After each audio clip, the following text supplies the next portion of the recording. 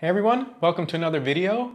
Today we're going to talk about body recomposition. This is going to fit into the playlist of how to get better results, maybe lose a little bit of weight, the right supplements to take, those kind of things.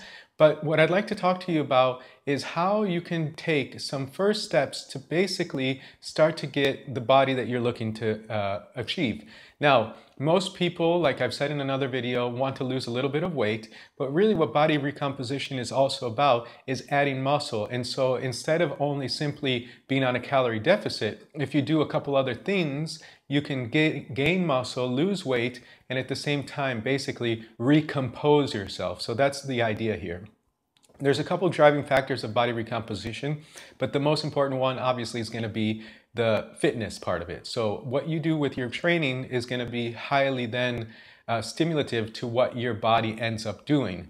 Most people, especially if they're underdeveloped as far as this goes, will get fast results because their body has not gone through that adaptation phase. So what you can do is start to increase your amount of weekly workouts, let's say from 1 to 2 to 3, and those small differences of adding maybe an hour or 2 or 3 a week will really increase your body recomposition. So one of the things I think to consider is that if you think about how much of a day is 1 hour, it's only like 4% of a day.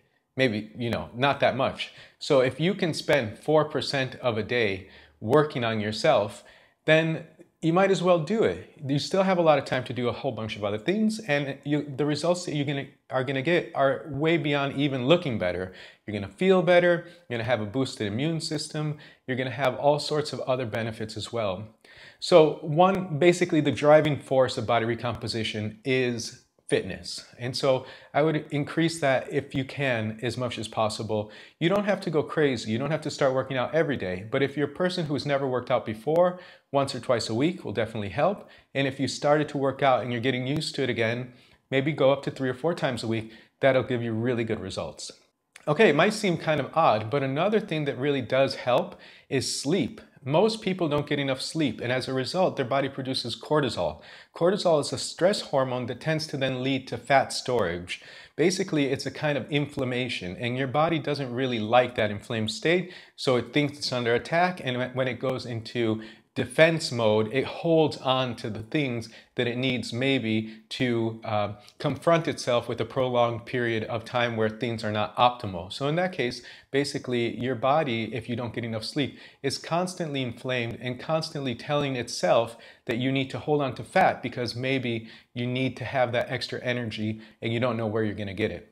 So the point here of sleep is partially that because it will aid in body recomposition. You don't have to start sleeping like a bear in the winter, but you do want to get 7 or 8 hours of sleep a night. And if you're not getting that, again, it's not a humongous thing that you can do. It's very easy to do, but you can start to do that, and that's going to be definitely something that will also start to give your body an internal reset that is very important. So we're working with external factors and internal factors as well.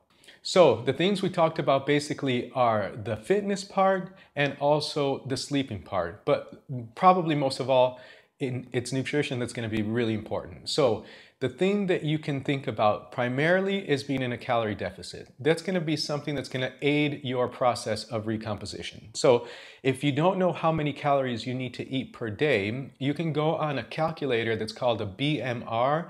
It's basal metabolic rate, and when you see that, it's going to tell you how many calories your body burns just by itself without having to do anything else, like the amount of energy it takes for you to stay alive, basically. Once you get that calculation, you can also then add a little factor, and some of these calculators have it, where you type in also the amount of exercise you do. And based on the amount of exercise you do and your basal metabolic rate, you'll get the amount of calories that you burn per day, with basically staying at your current level. Now, if you want to lose weight, I don't suggest that you go super low as far as calories go, because then again, you get that problem where the body fights against itself and it'll store fat because it doesn't know when the next meal is coming. But what you can do is be in like a small calorie deficit, let's say from 200 to 400 calories a day less than what your BMR says, and that over the course of a few weeks will start to be enough of a deficit that you'll start to lose weight. Plus, if you have the added fitness and the added sleep time. These are the three motivating factors to how body recomposition works. So there's a lot of scientific articles regarding all this, but what I'd like to do is keep it as simple as possible for you.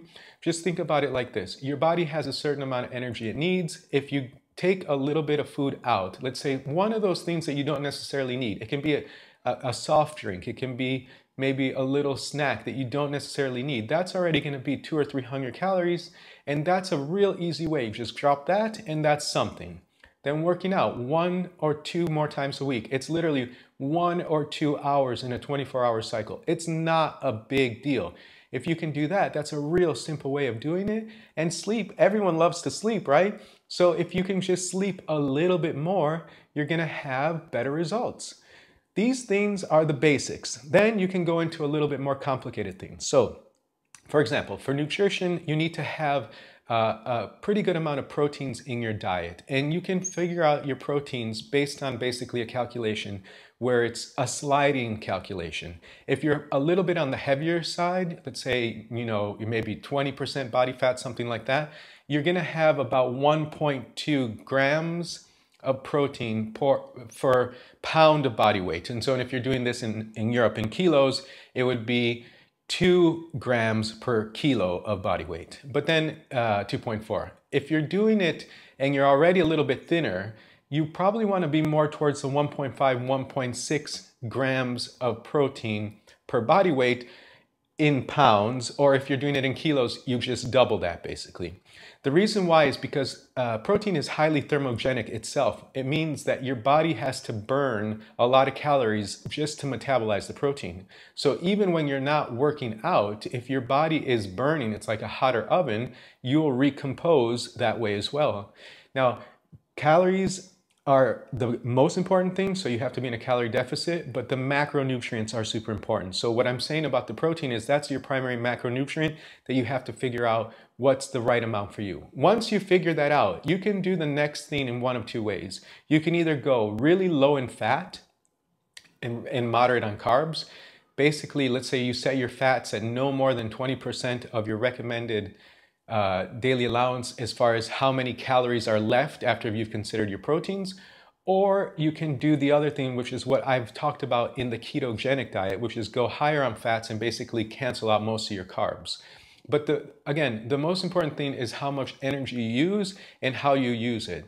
So once again, the complexities also become the timing of your nutrition. So if you eat, for example, protein about 24 to 48 hours after you work out, your body can really use it a lot more because it's in that phase that's repairing the muscles of the workout. Whereas, for example, if you know you're going to have a hard workout on a Tuesday, if Monday evening you have a little bit more carbs, that glycogen will be stored in your muscles as an energy source. So when you do your workout the following day, you'll have more energy. And then through the process of getting a better workout, you'll burn more calories. So these are all small little things, but that contribute overall to this whole body recomposition thing. Now, if you want to go into more details, you can definitely give us, call us or write to us on theplexus.it. That's our website. We have a lot more information regarding this stuff. The whole point here is that you start thinking about it. You might want to look into a nutrition calculator, let's say a BMI calculator first to see what your body mass index is. So you know if you're 20%, 15%, 25, whatever, and that way adjust your protein intake based on what you start off as. That could be a good way of getting going. Also, it's also important to take care of yourself. So the sleep thing is super important. Maybe turn off your phone an hour before you want to go to sleep and start reading a book. That's going to definitely probably make you sleep easier and faster. Small things, it's been said before, it's nothing that's new, but these kind of small things really do aid in recomposing yourself. And this is part of the process here. It's like making yourself better, feeling better, being more healthy. Again, the healthy immune system, fighting off illnesses. So all this stuff is super important, especially as we live longer. Also consider the fact that people not that long ago lived until 50, 60, 70 years old. Average lifespan now in certain countries, like Italy, for example, is past 83 years old. So if we're going to live for a long time, and hopefully that's the case, we have to think about ourselves as something that we have to take care of for a long time. And starting to take care of yourself now is probably the best thing you can do. So if you like this kind of stuff, please leave a like. You can comment below if you want to see other videos regarding information that's similar to this topic. And if you can, subscribe. Thank you guys as always. I look forward to seeing you again soon. And until then, be well and thank you.